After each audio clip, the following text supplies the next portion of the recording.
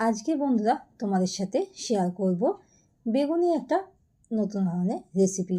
এটা কিন্তু সম্পূর্ণ নিরামিষ আর গরম ভাতের সাথে, এমনকি রুটি বা পরোটার সাথে সবার সাথে ভালো লাগবে। নমস্কার, আমি সুস্মিতাস কিচেনে সবাইকে স্বাগত। আজকে আমি বেগুন দিয়ে একটা রেসিপি তৈরি করছি। এটার নাম কিন্তু চিড়ে বেগুন। এটা খেতে যতটাই সুস্বাদু হয়, খুব কম উপকরণ দিয়ে তৈরি হয়ে যায়। কী কী দিয়ে রেসিপিটা করছি বন্ধুরা, চলো তোমাদের সাথে শেয়ার করি। আর এটা ভাত, রুটি, লুচি, পরোটা সবার সাথেই কিন্তু ভালো লাগবে। আর এই সময় তো সবাই মোটামুটি কী খাবে বা কী রান্না করবে সবারই এক চিন্তা থাকে। তো এইভাবে বেগুনটা অবশ্যই বাড়িতে একবার বানিয়ে দেখতে পারো। আমি এখানে দুটো মিডিয়াম সাইজের বেগুন নিয়ে নিয়েছিলাম, আর বেগুনের মাথার দিকের অংশটা কেটে বাদ দিয়ে দিয়েছিলাম। এরপর বেগুনগুলোকে এইভাবে অর্ধেক করে কেটে নেব। তারপর বেগুনগুলোকে লম্বা করে চিড়ে নেব। তোমরা যদি ছোট বেগুন নাও বা ছোট সাইজের বেগুনগুলো নাও, তাহলে বেগুনগুলো কিন্তু আধফালি করে নিলেই হয়ে যাবে। আমি যেহেতু বেগুনগুলো মিডিয়াম সাইজের নিয়েছিলাম, তো তাই জন্য বেগুনগুলোকে আমি এরকম 4 ভাগ করে ফালি করে নিয়েছি। আর এই রান্নাতে বেগুনগুলো যদি একটু বড় সাইজের হয়, তাহলে কিন্তু খেতে যেমন ভালো লাগবে আর দেখতেও বেশ ভালো লাগবে। দেখতেই পাচ্ছ, দুটো বেগুনকে সেম একইভাবে 4 টুকরো করে কেটে নিয়েছিলাম। এরপর কয়েকবার জল দিয়ে ভালো করে বেগুনগুলোকে ধুয়ে নিয়েছি। বেগুনগুলো ধোয়া হয়ে গেলে একটা পাত্রে রেখে দেবো। এর মধ্যে সামান্য কিছুটা নুন দিয়েছি আর সামান্য কিছুটা হলুদ গুঁড়ো দিয়েছি, আর তার সাথে সামান্য কিছুটা কাশ্মীরি লঙ্কার গুঁড়ো অ্যাড করেছি।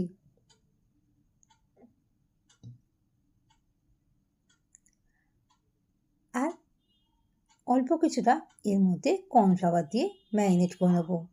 বেগুনটাকে নুন, হলুদ, লঙ্কার গুঁড়ো আর কর্নফ্লাওয়ার দিয়ে ম্যারিনেট অবস্থায় 5 থেকে 7 মিনিটের জন্য রেখে দেবো, যাতে সব মশলাগুলো ভালো করে মিশিয়ে যায় আর বেগুনগুলো একটা ক্রাঞ্চি ব্যাপার, মানে একটু মচমচে যেন হয়। তাই জন্য এখানে কর্নফ্লাওয়ারটা অবশ্যই তোমরা কিন্তু এখানে ইউজ করবে। এইভাবে ভালো করে চারিদিকটা বেগুনের কোট করে দিচ্ছি। বেগুনটা কোট করা হয়ে গেলে এক জায়গায় সরিয়ে রেখে দেবো। আর এই রান্নাতে কিন্তু প্রধান উপকরণ বেগুন আর তার সাথে 1 বাটির মতন চিড়ে। অবশ্যই কিন্তু চিড়েটা তোমরা স্কিপ করবে না। একটা মিক্সার জারের বাটির মধ্যে ঝালের জন্য কয়েকটা কাঁচা লঙ্কা, 1/2 ইঞ্চির মতন আদা, একটা বড় সাইজের টমেটো নিয়ে নেব। আর সাথে অল্প কিছুটা জল দেবো, আর তার সাথে গোটা জিরে দেবো 2 চামচের মতন। আর এর মধ্যে এলাচ, দারচিনি আর লবঙ্গ অ্যাড করে দেবো। আর এর মধ্যে 2 চামচের মতন গোটা ধনে অ্যাড করে দেবো। আর তার সাথে কয়েকটা শুকনো লঙ্কা দেবো ঝালের জন্য। যে কোনো নিরামিষ রান্নাতে একটু ঝাল ঝাল খেতে ভালো লাগে, তো এই রেসিপিটা একটু ঝাল ঝাল হলে কিন্তু খেতে আরও বেশি ভালো লাগবে। তাই এখানে আমি কয়েকটা শুকনো লঙ্কা দিয়েছি। তোমরা ঝাল অনুপাতে তোমরা কিন্তু লঙ্কার পরিমাণটা কম বেশি করতে পারো। মিক্সার জারে ঢাকা আটকে একটা পেস্ট তৈরি করে নিয়েছি। কড়াইতে বেশ কিছুটা সর্ষে তেল দিয়েছি। তেলে যখন গরম হয়ে যাবে, তখন ম্যারিনেট করা যে বেগুনগুলো ছিল সে বেগুনগুলো দিয়ে দেবো। আর বেগুনগুলো যেহেতু একটু বড় সাইজের ছিল, তো আমি এখানে ফ্রাইং প্যানে করেছি। তোমরা চাইলে কড়াইতেও করতে পারো। এরপর উল্টে পাল্টে 2 সাইডে বেগুনগুলোকে লাল করে ভেজে নেব। আর অনেক বন্ধুরা আছো ভিডিও দেখছো, লাইক আর হাইপ করতে ভুলে যাচ্ছ। তো সব বন্ধুদেরকে অনুরোধ করছি, ভিডিওটা ভালো লাগলে লাইক আর হাইপ করতে ভুলো না, যাতে বন্ধুদের সাথে শেয়ার করতে কিন্তু একদমই ভুলো না। দেখতেই পাচ্ছ বেগুনগুলো 2 সাইডটায় কেমন হালকা লাল কালারটা এসছে। এইভাবে উল্টে পাল্টে বেগুনগুলোকে সব ভেজে নিচ্ছি। ভাজা হয়ে গেলে বেগুনগুলোকে তুলে নিচ্ছি। আর এই তেলের মধ্যে আমি কিন্তু পুরো রান্নাটা করে নেবো, তো তাই জন্য আর কিন্তু আমি কোনো রকম তেল দেবো না এর মধ্যে। এরপর বেগুনগুলো তুলে রাখার পর গোটা জিরে ফোড়নের জন্য দিয়ে দেবো। সাথে এর মধ্যে একটা শুকনো লঙ্কা চিড়েও দিয়ে দেবো। এলাচ, দারচিনি আর লবঙ্গ ফোড়নে দেবো। ফোড়ন থেকে যতক্ষণ না একটা মিষ্টি গন্ধ বেরোবে, ততক্ষণ মশলাগুলোকে হালকা নাড়াচাড়া করে নেবো। আর যে বেটে রাখা মিশ্রণটা ছিল, আদা, কাঁচা লঙ্কা, জিরে সব মিশ্রণটা দিয়ে দেবো। দেওয়ার পর লো টু মিডিয়াম ফ্লেমে মশলাটাকে কষিয়ে নেব যতক্ষণ না মশলা থেকে তেলটা ছেড়ে আসে।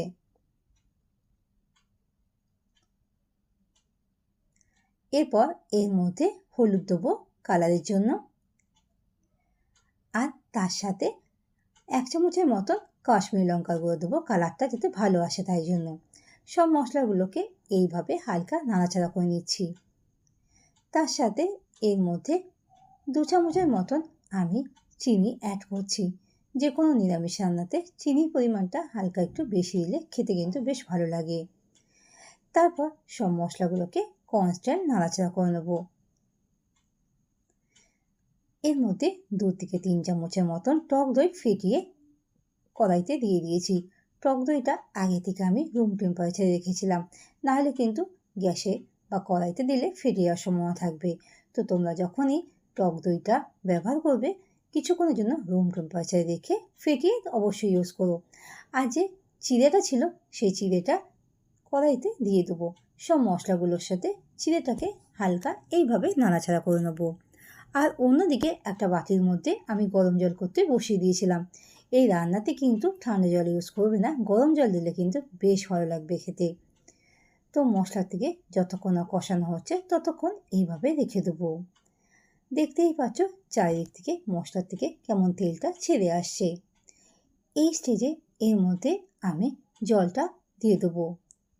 আর এই রান্নাটা কিন্তু খুব একটা ঝোল হয় না, তো জলের পরিমাণটা তোমরা কিন্তু বুঝেই অ্যাড করবে। নতুন বন্ধুরা যারা ভিডিওটা দেখছো তাদের অনুরোধ করছি ভিডিওটা ভালো লাগলে লাইক আর কমেন্ট করতে ভুলবে না, আর সাথে চ্যানেলটিকে সাবস্ক্রাইব করে পাশে থাকা বেল আইকনটা অন করে দেওয়া। তাহলে আমি যখনই কোনো রকম ভিডিও আপলোড করব তোমাদের কাছে চট করে নোটিফিকেশনটা চলে আসবে।